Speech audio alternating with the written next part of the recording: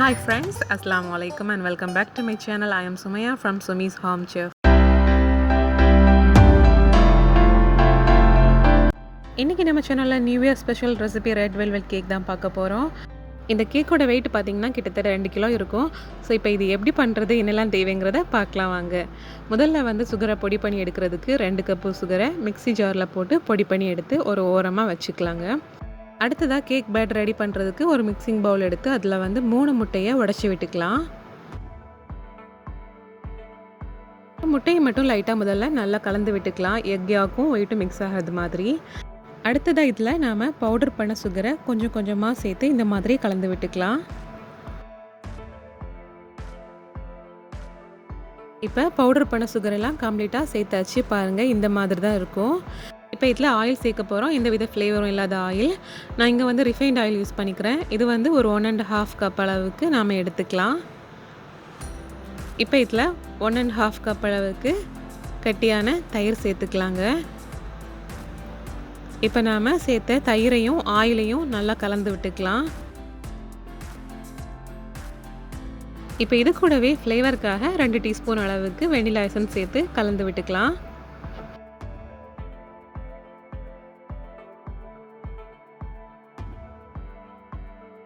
Essence நல்லா கலந்ததுக்கு அப்புறமா நாம இதில் ரெட் ஃபுட் கலர் சேர்த்துக்கலாம். இதில் நம்ம ஒரு 3 to 4 ட்ராப்ஸ் விட்டுக்கலாம். இப்போ இந்த கலர் வந்து எல்லா பக்கமும் ஈவனாக வர்றது மாதிரி கலந்து விட்டுக்கலாம்.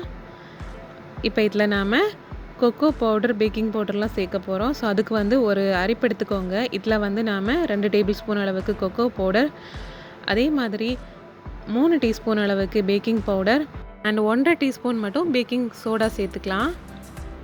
சேர்த்து இப்போ நாம் இதை லம்ஸ் எதுவும் பேட்டரில் விடாதது மாதிரி இந்த மாதிரி சலிச்சு எடுத்துக்கலாம். இப்போ நாம் சேர்த்துருந்த ட்ரை இன்க்ரீடியன்ட்ஸ் எல்லாத்தையும் நல்லா கலந்து விட்டுக்கலாம் பேட்டரில். அடுத்ததாக இதில் வினிகர் ஆர் லெமன் ஜூஸ் சேர்த்துக்கணும். நான் இங்கே வந்து வினிகர் 1 டீஸ்பூன் அளவுக்கு எடுத்துக்கிறேன். இப்போ இதையும் எல்லா பக்கமும் ஈவனாக மிக்ஸ் ஆகிறது மாதிரி கலந்து விட்டுக்கலாங்க. நான் ஃபைனலாக ப்ளைன் ஃப்ளோர் சேர்க்க போகிறோம். மைதா மாவு பார்த்திங்கன்னா 2 கிலோ மாவுக்கு 3.25 கப்பு மைதா மாவு சேர்க்க வேண்டியிருக்கும். ஸோ அதை நம்ம ஃபஸ்ட்டே ஃபுல்லாக சேர்க்க வேண்டாம். இந்த மாதிரி கொஞ்சமாக சேர்த்து கலந்து எடுத்துக்கலாம். அப்போ தான் நமக்கு லம்ஸே இல்லாமல் இந்த மாதிரியான பேட்டர் வந்து கிடைக்கும். ஸோ நமக்கு கேக்குக்கான பேட்டர் ரெடி ஆயிடுச்சு. இப்போ ப்ரெஷர் குக்கரில் வந்து ஆயில் அண்ட் டஸ்டிங் பண்ணி இந்த மாதிரி எடுத்து வச்சுருக்கோம். இதில் நம்ம வந்து கேக்குக்கான பேட்டரை விட்டுக்கலாம். பேட்டர் விட்டதுக்கு அப்புறமா நாம் இப்போ ஏற்கனவே ப்ரீஹீட் பண்ணி வச்சுருக்கு தோசைக்கல்ல வச்சாச்சு. இப்போ லிட்டில் வந்து வெயிட் போடாமல் லிட்டை வந்து க்ளோஸ் பண்ணிடலாம். இதை ஒரு 5 மினிட்ஸ்க்கு மட்டும் மீடியம் ஃப்ளேமில் வச்சுட்டு அப்புறமா கம்ப்ளீட்டாக 1 ஹவருக்கு லோ ஃப்ளேம்லேயே வச்சு பேக் பண்ணி எடுத்துக்கலாம். நம்ம கேக் வந்து ரொம்பவே அழகாக தயாராகிடுச்சு. ஒருவேளை உங்களுக்கு 1 ஹவரில் வந்து கேக் வந்து ரெடி ஆகலைன்னா ஒரு 15 மினிட்ஸ் கூட நீங்கள் வச்சுட்டு அப்புறமா செக் பண்ணி பார்த்துக்கோங்க. பட் இங்கே வந்து நமக்கு கேக்கு ரொம்பவே அழகாக ரெடி ஆகிடுச்சு. இப்போ ப்ரெஷர் குக்கர்லேருந்து கேக்கை வெளியே எடுத்தாச்சு. பாருங்கள் எவ்வளோ அழகாக வந்திருக்குதுன்னு. இப்போ நம்ம இதுக்கான விப்பிங் க்ரீம் ரெடி பண்ணிக்கலாம். ஸோ அதுக்கு வந்து 1 கப்பு விப்பிங் க்ரீமை நம்ம ஒரு பாத்திரத்தில் எடுத்துக்கலாம். விப்பிங் க்ரீம் வந்து ஏற்கனவே நம்ம ஃப்ரிட்ஜில் வச்சு யூஸ் பண்ணுறோம். ஸோ அப்போ தான் வந்து க்ரீம் பீட் பண்ணும்போது ரொம்ப ஸ்டிஃபாக பீக்காக வரும். இப்போ நல்லா ஸ்டிஃபாக வரது வரைக்கும் நாம் பீட் பண்ணி எடுத்துக்கலாம்.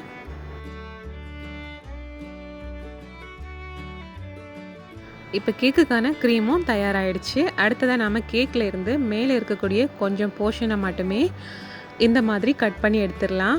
இதை நாம் கேக்கில் வந்து க்ரம்பிள் பண்ணி சைடில் வந்து டெக்கரேட் பண்ணுறதுக்காக யூஸ் பண்ணிக்கலாம்.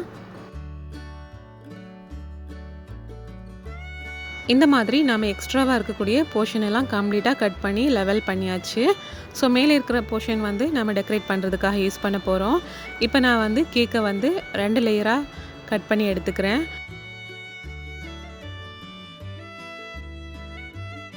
இப்போ கேக்கை வந்து கேக்குக்கான ட்ரேயில் லைட்டாக அந்த மாதிரி க்ரீம் வச்சு ஒட்டி விட்டுடலாம். கேக் வந்து மூவ் ஆகாமல் இருக்கிறதுக்காக. இப்போ இதில் சுகர் வாட்டர் சேர்த்துக்கலாங்க. எல்லா பக்கமும் இந்த மாதிரி படுறது மாதிரி விட்டுக்கோங்க. சுகர் வாட்டர் விட்டதுக்கு அப்புறமா நாம் இதில் க்ரீம் ஃப்ரோஸ்டிங் பண்ண ஆரம்பிக்கலாம். ஸோ ஃபஸ்ட் லேயரில் இந்த மாதிரி எல்லா பக்கமும் க்ரீம் வந்து ஃப்ரோஸ்டிங் பண்ணிக்கலாம். பொதுவாக இந்த கேக்கை பொறுத்த வரைக்கும் ஃப்ரோஸ்டிங் வந்து க்ரீம் சீஸில் தான் பண்ணுவாங்க. பட் நாங்கள் வந்து இங்கே விப்பிங் க்ரீம்லேயே பண்ணுறோம். ஸோ நம்ம ஃபஸ்ட் லேயர் முடிச்சதுக்கப்புறமா இப்போ செகண்ட் லேயர்லேயும் எல்லா இடமும் ஈவனாக படுறது மாதிரி சுகர் வாட்டர் விட்டுக்கலாம். விட்டுட்டு நாம் இதுலேயும் இப்போ விப்பிங் க்ரீமை வந்து அப்ளை பண்ணிக்கலாம்.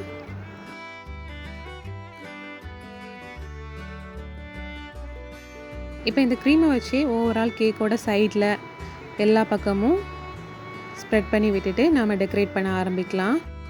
ஃப்ரெண்ட்ஸ், நம்ம கேக்கோட டாப் போர்ஷனை வந்து இந்த மாதிரி டெக்கரேட் பண்ணுறதுக்காக எடுத்து வச்சுருந்தோம் இல்லையா, அதை வந்து ஒரு மிக்ஸர் ஜாரில் போட்டு நல்லா இந்த மாதிரி துருதுருப்பாக பொடி பண்ணி எடுத்துக்கோங்க.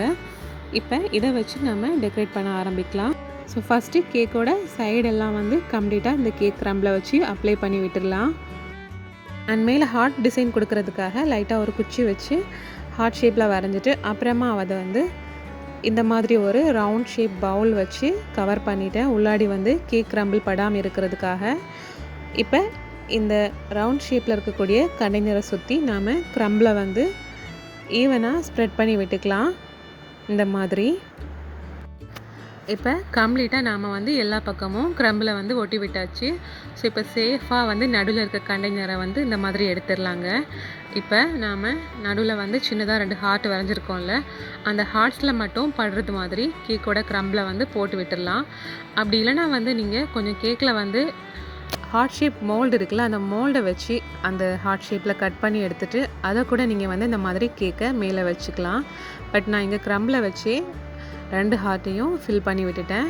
இப்போ நம்ம அந்த எட்ஜஸில் மட்டும் லைட்டாக வந்து விப்பிங் க்ரீமை வச்சு டெக்கரேட் பண்ணி விட்டுக்கலாம். அதாவது ஹார்ட்டோட எட்ஜஸ்லையும் அண்ட் அந்த ரவுண்டோட எட்ஜஸ்லையும் டெக்கரேட் பண்ணி விட போகிறோம். ஸோ பார்க்குறதுக்கு அந்த ஹார்ட் ஷேப் வந்து கொஞ்சம் ஹைலைட்டடாக தெரியும்ல, அதுக்காகத்தான்.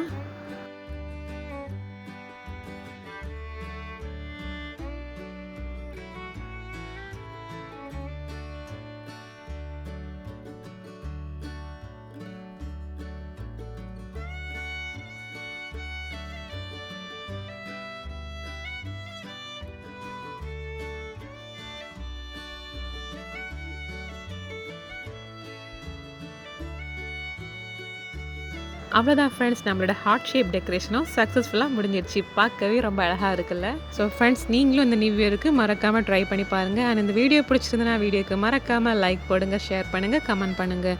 இன்னும் இன்ட்ரெஸ்டிங்கான ரெசிபீஸ் பார்க்குறதுக்கு என்னோடய சேனலை மறக்காமல் சப்ஸ்கிரைப் பண்ணிக்கோங்க.